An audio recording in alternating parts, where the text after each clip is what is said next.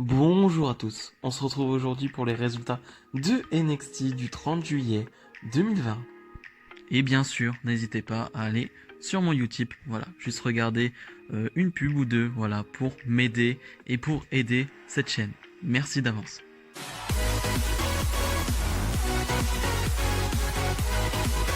On ouvre le show avec un match 2 contre 2 féminin, Yoshirai avec Tegan Nox face à Candice LeRae et Dakota Kai. Dakota Kai qui va encore une fois attaquer Yoshirai voilà, alors qu'elle fait son entrée.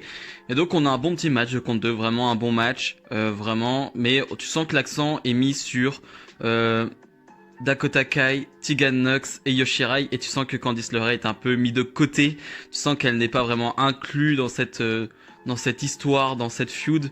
Tu sens elle est là pour faire le nombre. Très clairement, elle est vraiment là pour faire le nombre dans ce match. Et tu sens que, ouais, il y a des gros échanges entre Tegan Nox, Dakota Kai, Tegan Nox, Dakota Kai et Yoshirai, pardon. Et tu sens que, ouais, on va peut-être se diriger vers un Dakota Kai Yoshirai ou un Dakota Kai Tegan Nox Yoshirai, quelque chose comme ça. Je ne sais pas, mais en tout cas, les plans ne sont pas, on va dire, en faveur de Candice LeRae. Candice LeRae qui va même prendre le tombé final de Yoshirai, parce que Dakota Kai va un peu l'abandonner en fin de match. Et donc voilà, victoire de Yoshirai et Tegan Nox. Et voilà, je sais pas trop comment ils vont faire ça. Est-ce qu'ils vont vraiment aller sur un Dakota Kai Yoshirai? Est-ce que Tegan Nox va rester dans cette histoire? Je ne sais pas, c'est un peu flou pour le moment. Avec l'attaque de Dakota Kai, je crois que la semaine dernière sur Yoshirai, je pensais très clairement que voilà, on allait sur un Dakota Kai Yoshirai.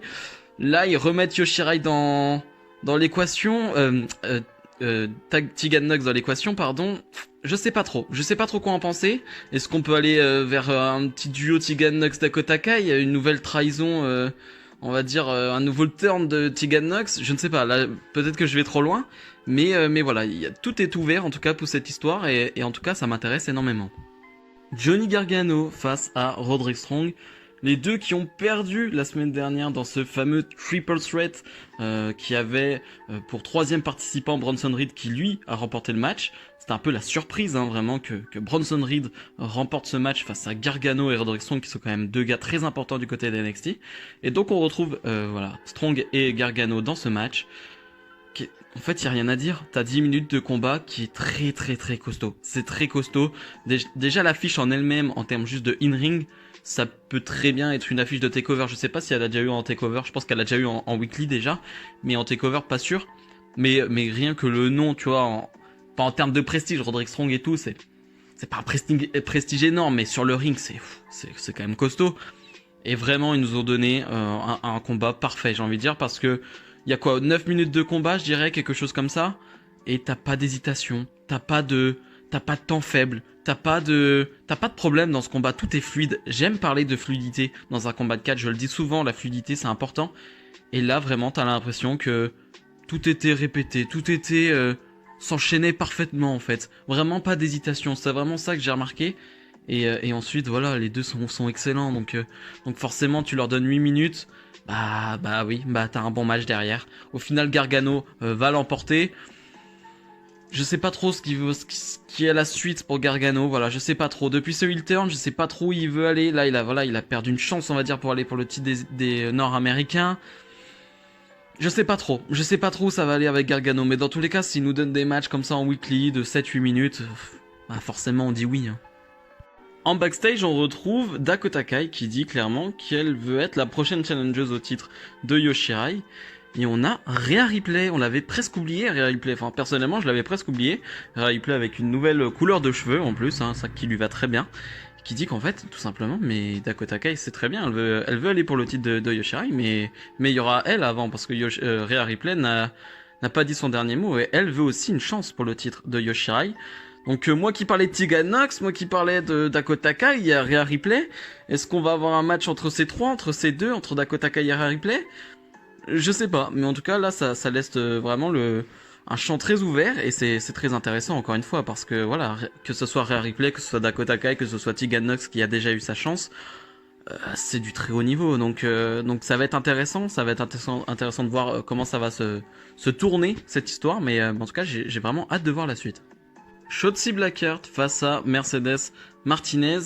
Mercedes Martinez accompagnée de Robert Stone et Aliyah, voilà, fait un peu partie de ce clan maintenant, depuis la semaine dernière. Et Mercedes Martinez qui avait attaqué Shotzi Blackheart la semaine dernière, donc c'est ce qui fait qu'on a ce match. Un match assez court pour le coup, où Mercedes Martinez va clairement dominer quasiment toute la rencontre. Et voilà, je dis souvent, Mercedes Martinez, elle va apporter de l'expérience, c'est une vétéran des rings, mais Mercedes Martinez, c'est surtout une excellente catcheuse encore. Je veux dire, elle a beau avoir toutes ces années derrière elle, tous ces matchs, voilà, vraiment toute son expérience, elle est encore excellente sur le ring, donc vraiment, c'est aussi ça qu'il faut retenir. Ce n'est pas que Mercedes Martinez, la légende, entre guillemets, j'ai envie de dire, c'est Mercedes Martinez, la très bonne catcheuse. Et là, on va avoir un bon petit match. Au final, Mercedes Martinez va l'emporter. Shotzi Blackheart enchaîne un peu les défaites. Je pensais qu'on allait miser sur elle à un moment parce qu'elle a une très belle entrée, elle a un truc, elle a un univers derrière elle. Je pensais qu'on allait peut-être aller sur quelque chose. Bon, pour l'instant, c'est pas encore ça. On a encore le temps. Elle est là depuis très peu de temps, donc je vais pas m'affoler. Et Mercedes Martinez qui peut vraiment être construite comme la top heel de la division féminine. Pourquoi pas aller plus tard, aller challenger Yoshirai. Mais vraiment, je trouve ça intéressant d'avoir une top heel comme Mercedes Martinez dans ta division. Promo du champion NXT Keith Lee qui revient forcément sur ce qui s'est passé la semaine dernière entre Dijakovic et Karrion Kross. Voilà, il n'est pas très content de ce qui s'est passé tout simplement et que voilà, il comprend que Karrion Kross veut l'attention de Keith Lee tout simplement. Et Cameron Grimes va arriver alors qu'on attendait Karrion Kross, mais non, c'est Cameron Grimes qui va arriver et tu vas avoir un contraste très marrant. Enfin, personnellement, ça m'a fait rire de Cameron Grimes qui lui va dire oui tu m'attends pas pour avoir une chance pour le titre, moi je veux le titre, tu m'as pas attendu, t'as relâché le titre nord-américain alors que j'aurais aimé avoir les deux titres. Un Cameron Grimes très joyeux, hein, vraiment, il a le sourire et tu vas voir le contraste de Keith Lee qui est le dos tourné à Cameron Grimes et qui est vénère, vraiment qui est énervé. Et ça m'a vraiment fait rire. Et Keith Lee qui va frapper Cameron Grimes. On va avoir Scarlett Bordeaux encore une fois qui va faire une apparition. Pas besoin de parler du côté de Scarlett Bordeaux, juste sa prestance et son charisme font le travail en fait. Quand t'es Scarlett Bordeaux, je pense que t'as pas besoin de parler, t'as pas besoin de faire grand chose en fait, t'es juste Scarlett Bordeaux, ça suffit. Et on va avoir une promo de Karrion Kross en arrière-plan, j'aime beaucoup. J'aime bien que Karrion Kross ne soit pas avec Scarlett Bordeaux, j'aime bien que voilà, Karrion Kross fasse un truc à part de son côté et on n'a pas besoin de la présence voilà en elle-même on va dire de Karrion Kross et qui va juste demander un shot pour le titre NXT et Keith Lee qui va prendre le micro qui va accepter. En gros il va dire oui mais il va dire surtout tu choisis l'endroit, le lieu, la date mais moi j'accepte pour que je puisse le botter le cul.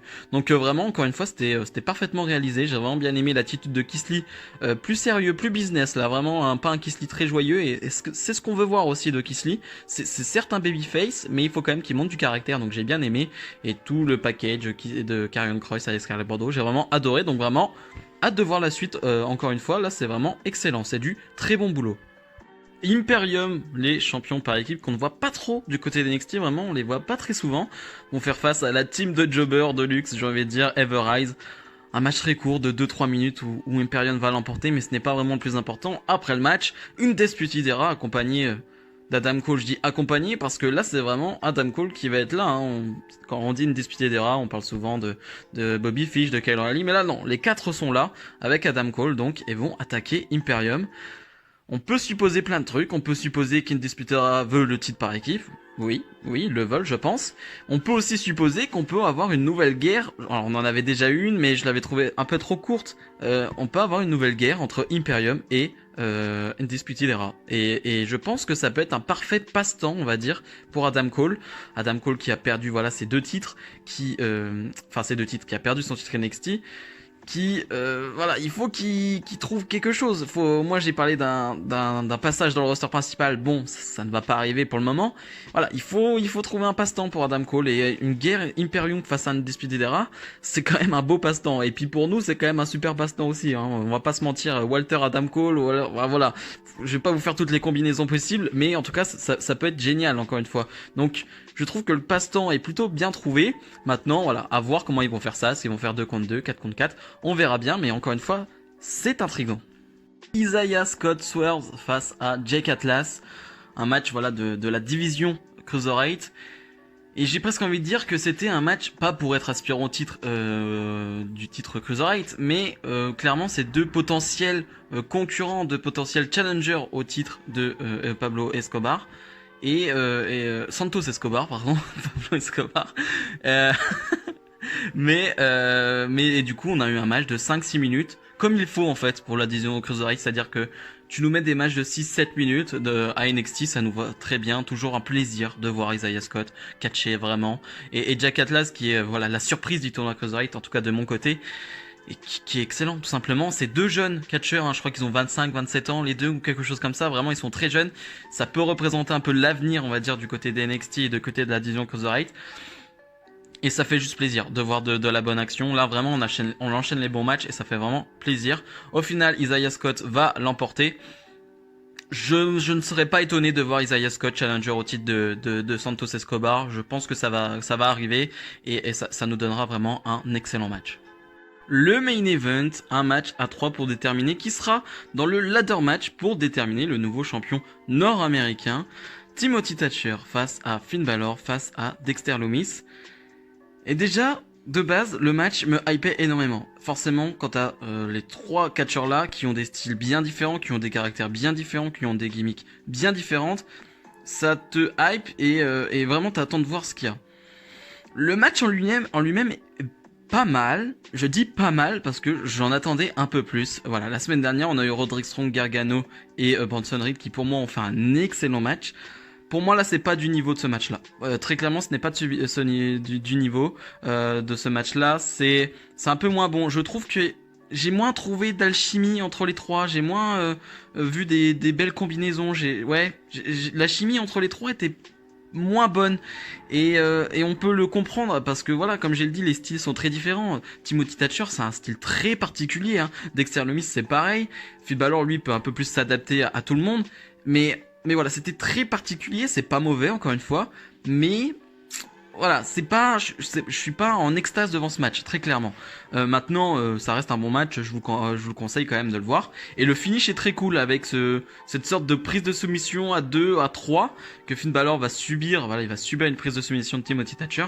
Et finalement, Dexter Lumis qui va porter une prise de soumission à son tour à Timothy Thatcher, et Dexter Lumis va l'emporter. Dexter Lumis va faire abandonner, va plutôt faire s'évanouir Timothy Thatcher, et Dexter Lumis se retrouve dans le ladder match avec Bronson Reed. Et moi ce que j'ai envie de retenir, c'est que NXT essaye de construire de nouvelles stars. Quand tu vois Bronson Reed et Dexter Lumis dans ce ladder match qui va avoir lieu pour le titre nord-américain, c'est clairement un renouveau, parce que dans les matchs dans ce match à 3, dans les deux matchs à 3, il y avait quand même Gargano, Strong, Finn Balor.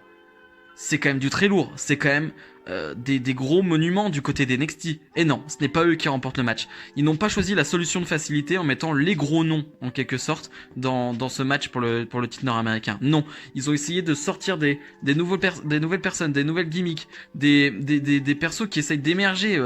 Bronson Reed et Dexter Lumis, ils sont très récents, ils sont très frais.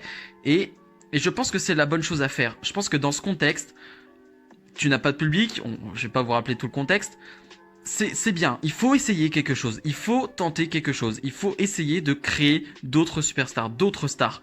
Je pense que c'est vraiment la bonne chose. Des Finn Balor, des Gargano, des Strong, ça va se relever, il y aura d'autres matchs, je me fais pas de soucis pour eux, et dès que le public reviendra, tu auras un Finn Balor, les gens seront hyper heureux, il y aura une acclamation énorme pour eux, enfin il n'y a pas de soucis là-dessus. Mais je pense que c'est important quand le public revient, de voir la réaction qu'ils vont avoir par rapport à des Dexter Lumis, par rapport à des Bronson Reed. C'est pour ça que c'est important de les pusher à ce moment-là pour qu'on les mette en avant et pour que le public voit ce qu'ils savent faire. Ils sont très bons en plus. Donc et en plus Dexter Lumis c'est un univers très particulier qui peut vraiment attirer les gens. Donc vraiment moi j'ai adoré le résultat final. Le match en lui-même c'est bon, mais le résultat final me plaît énormément. Bilan de cet NXT. C'était un show excellent, vraiment, il y a que des bons matchs quasiment, il n'y a pas de moments faibles, il n'y a pas de temps mort, il n'y a pas de moments qui me font dire « Ah, c'est pas terrible », non, il y a que des moments soit excellents, soit bons, soit ça passe. Donc vraiment, c'était un très bon show. Les 2 heures sont passées très vite. On a eu beaucoup de matchs et j'aime beaucoup cet enchaînement de matchs, cet enchaînement de bons combats. Vraiment, j'ai trouvé ça très bon. Donc vraiment, un excellent épisode de NXT. Alors voilà, si cette vidéo vous a plu, si cet NXT vous a plu, n'hésitez pas bien sûr à mettre le petit pouce bleu, ça me fera plaisir, et à commenter, à me donner votre avis sur ce show. Nous on se retrouve bien sûr dès samedi pour la review de SmackDown. Je vous dis à samedi donc. Salut salut.